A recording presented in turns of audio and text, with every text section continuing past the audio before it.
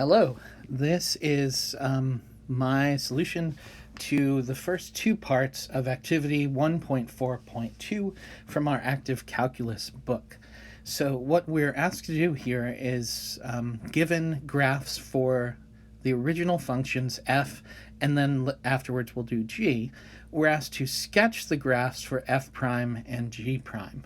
And I believe we're meant to assume that each of these little squares are a 1 by 1 unit square. Each square is a 1 by 1 unit square, just so we have a sense of scale.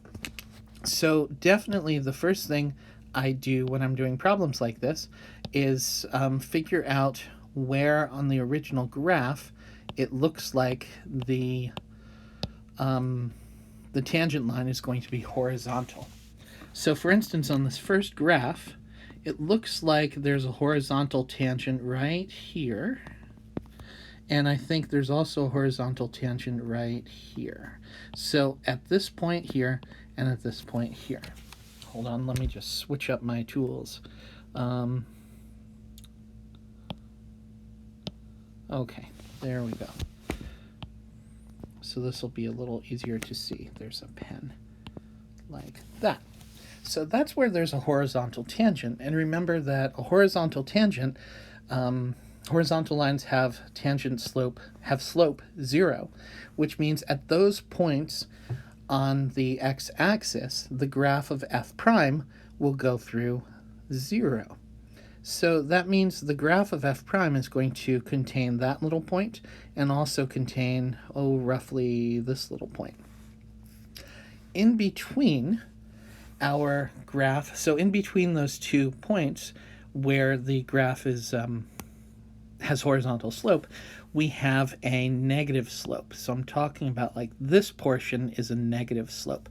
And if you look at it, it starts off as 0 slope, and then it gets a little negative, and then here it's going back towards 0, so it's getting closer and closer to 0. So that gives us a general sense that the graph of the derivative is going to go from 0 here to some negative number and then back to 0. To figure out what negative number that is, we can estimate approximately the tangent slope at the most downhill part of the graph, which is about at x equals 0. So like, what's this slope there? It looks like that slope, we go approximately down 1 and over 2. So that would be a slope of about -1/2, which means when x equals 0, the tangent slope to the graph is about -1/2. So if we're counting each of these squares as being 1, the -1/2 is right about here, and our derivative graph is going down to there and then up back to 0, like that. Then we have the graph. Let's talk about what happens from before this place where the tangent line is horizontal. So if we go from here to here, that slope is always going to be positive until it slows down to being 0 here. How positive is it?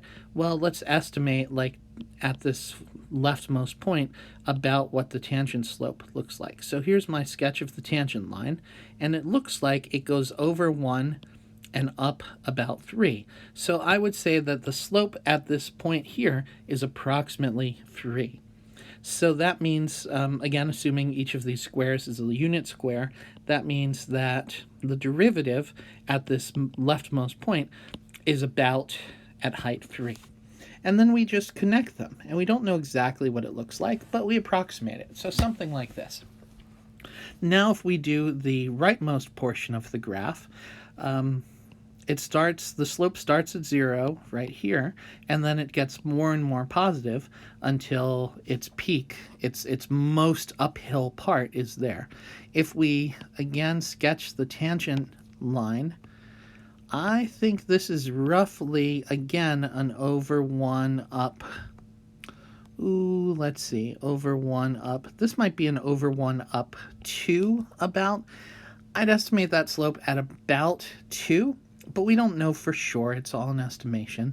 But that would put the point on the derivative right here at height 2.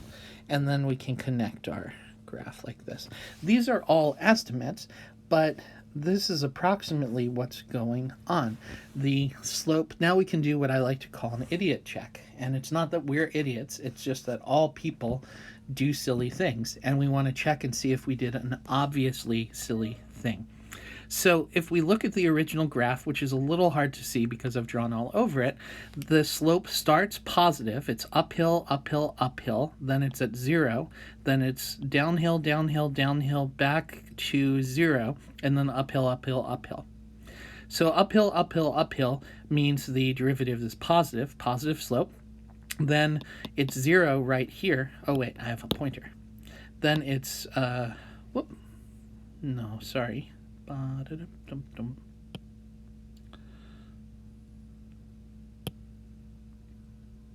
do have a pointer, but I don't know how to do it, which is totally fine. So, yeah. Okay, so the original graph, uphill, uphill, derivative is positive. When the graph is level, has a horizontal tangent, derivative is 0. Then the graph is downhill a little bit, which means the derivative becomes negative, but it goes back to being 0 here, which is here, and then the original graph is going uphill, so the derivative gets bigger again. So this checks out. Seems like a good estimate. Let's look at G now. So the interesting thing about G is this graph is never quite with a horizontal slope. It gets pretty close to a horizontal slope towards the end, but it's never quite there. The other thing is this is always a downhill graph. How downhill is it? Well, let's sketch a tangent line again. This tangent line seems to be, somewhere around slope -1. It seems to go over and down by about 1, not quite, but it's an estimate. So at the furthest most left point, it's -1 here. And then what's happening to the slope is it's downhill, but it's becoming less and less downhill. The slope is getting closer and closer to 0, which means this derivative is going to be doing this sort of thing. Actually, that's all a little hard to see, so I'm going to change something a little bit. Let's just relabel our scale.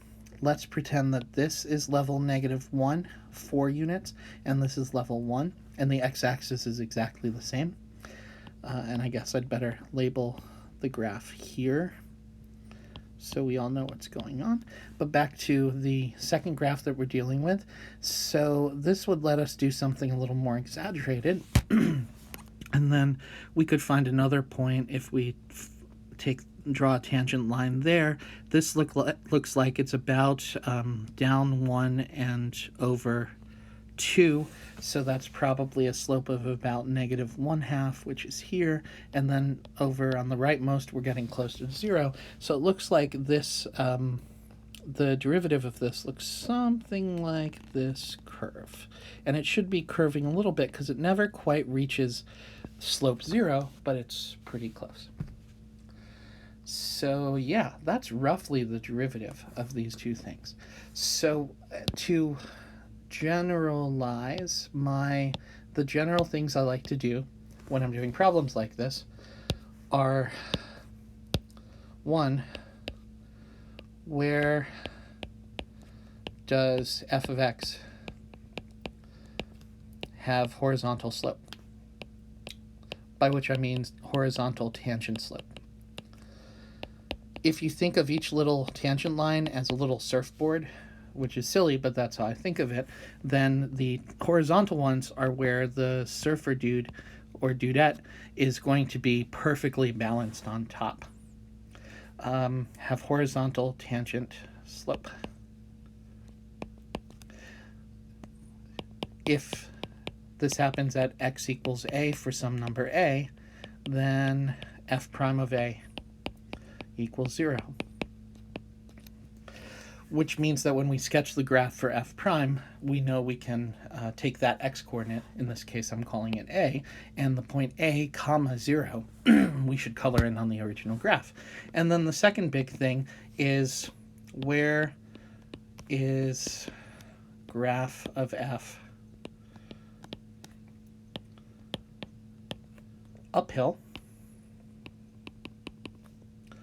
And uphill is going to mean the derivative graph is positive above the x-axis.